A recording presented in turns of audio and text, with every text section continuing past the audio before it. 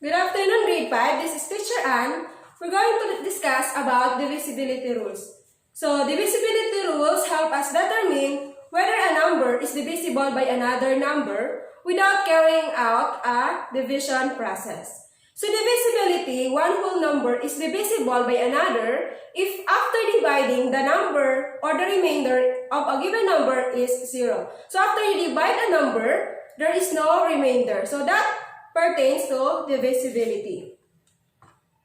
So, the number is divisible by 2 if the number is even or ends in 0, 2, 4, 6, 8, 10. So, for example, 2,422.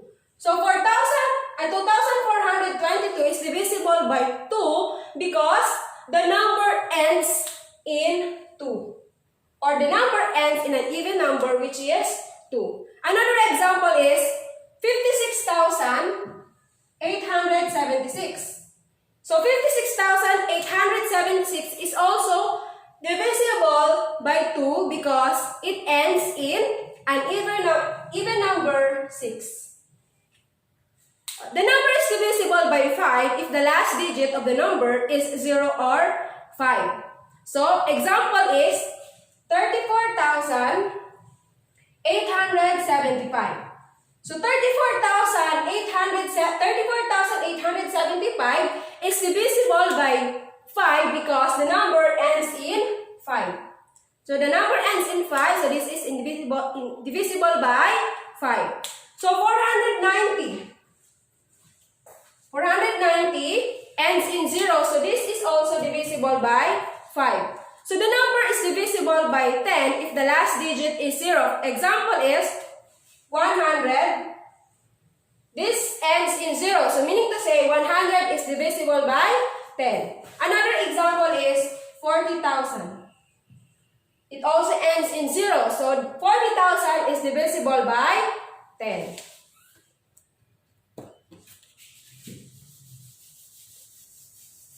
So when can we say that a number is divisible by 3? So the number is divisible by 3 if the sum of all digits of the number is multiple of 3 or is a multiple of 3. For example, 6,549.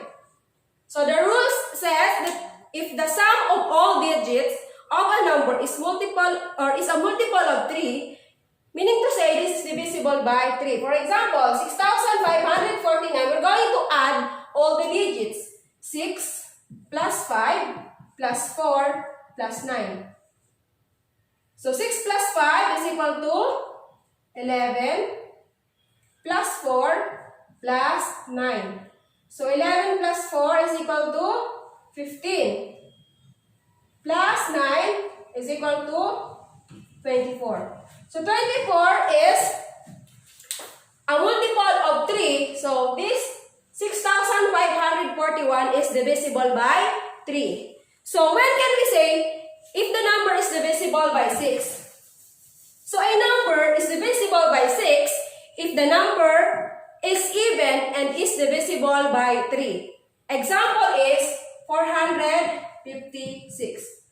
So 456 is an even and divisible by 3. So this one is an example of number divisible by 6. Another example is 34,128. So 34,128 is also divisible by 3. And it also is an even number. So when can we say if a number is divisible by 9? So a number is divisible by 9 if the sum of all digits is a multiple of 9. So we're going to apply here the same rule in the number divisible by 3. So today we're going to determine if the sum of the digit is a multiple of 9. So for example, 792. So how can you say that this number is divisible by 9? So you're going to add all the digits just like what we did in the number divisible by 3. So number divisible by 3 and 9 apply the same rule. You're just going to add the digits. So 7 plus 9 plus 2. 7 18. So 18 is divisible by 9. Or it's a multiple of 9. So meaning to say, 792 is divisible by 9. Another example is 87,444. So how can we say if the number is divisible by 9? So, just like I told you a while ago, you're going to add all the digits. 8 plus 7 plus 4 plus 4 plus 4. So 8 plus 7 is equal to 15 plus 4, 19 plus 4, 23 plus 4 is equal to 27. 27 is a multiple of 9. So meaning to say, 87,444 is divisible by 9. So, how can you determine if a number is divisible by 4? So a number is divisible by 4 if the last 2 digits of the number is a multiple of 4. So the last 2 digits is a multiple of 4. For example, 2,424. So what are the last 2 digits from the given number? 24. So 24 is a multiple of 4. So meaning to say 2,424 is divisible by 4. Another example. 56,876. The last 2 digits are 76. 76 is divisible by 4 also. So meaning to say 56,876 is divisible by 4. So how about number divisible by 8? So the number is divisible by 8 if the last 3 digits. So if the number is the last 3 number is divisible by 8, meaning to say the number is divisible by 8. If the last 2 digits is multiple of 4, meaning to say that is divisible by 4. Pag 4, last 2 digits, you're going to base from the last 2 digits. But when it comes to divisible by 8, you're going to base on the last 3 digits. For example, 20,240.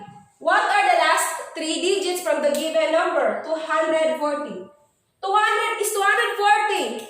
Divisible by 8. Yes. So meaning to say, 2,240 is a number divisible by 8. So how can we say that 240 is divisible by 8? You can divide 240 by 8. Then there is no remainder. So meaning to say this 2,240 is divisible by 8. Another. How can you say if the number is divisible by 12? So, if the last 2 digits is divisible by 4 and the sum of the digit is divisible, the number is divisible by 12 if the last 2 digits is divisible by 4 and the sum of the digit in the number is divisible by 3. For example, 123,456.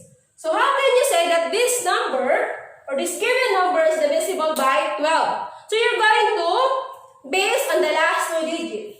Is the last 2 digits divisible by 4? So 56 is 56 divisible by 4? Is 56 divisible by 4? Yes. So can you tell already that, or can you already say that 123,456 divisible by 12 by just merely identifying the last 2 digits as divisible by 4? No. So the next step to determine if the number is divisible by 12, the first step is to identify first if the last 2 digits is divisible by 4. The next step is to find if the sum of the digit is divisible by 3. So meaning to say, you're going to add all the digits. 1 plus 2 plus 3 plus 4 plus 5 plus 6. So 1 plus 2, 3. Plus 3 is equal to 6. Plus 4, 10, 15, 21. So is 21 divisible by 3? Yes. Meaning to say, 123,456 is divisible by 12. Why? Because the last two digits is divisible by 4 and the sum of all the digits is divisible by 3. This 21 is divisible by 3. Because you can divide 21 by 3. Did you get it? Another example. Another divisibility rule. The next one is, how can you say if the number is divisible by 11? So a number is divisible by 11. A number is divisible by 11 if the sum of the digit at even places is subtracted from the sum of the digits at odd places. The answer is either 0 or a multiple of 11. For example, the given number is 50,248. So, the rule in divisibility, divisible by 11 says that if the sum of the digits at even places is subtracted from the sum of the digits at odd places, the answer is either 0 or a multiple of 11. So, you're going to identify first what are the even and odd places. So, this one, 1. So, you're going to count 1, 2, 3, 4, 5. So, 1, 2, 3, 4, 5.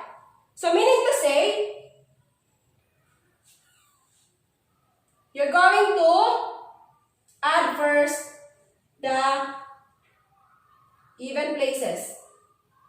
So, the even places are 4 and 2. This one are even. So, meaning to say, what are the even places? 0 plus 4 is equal to 4.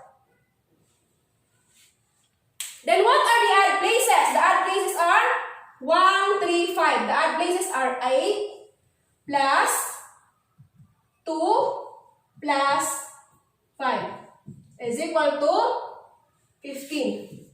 So these are the odd places, while this one are the even places. Did you get it? 8, 2, 5 are the odd places, while 4 and 0 are the even places. You're going to subtract even places from the odd places.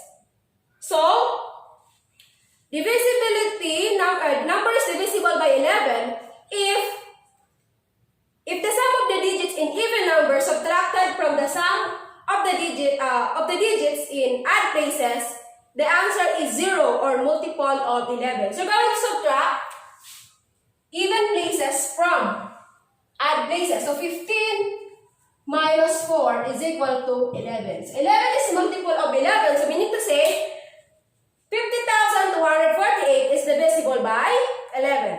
Another example. Another example is 1,331. So, 1,331. So, you're going to identify first which are the odd places.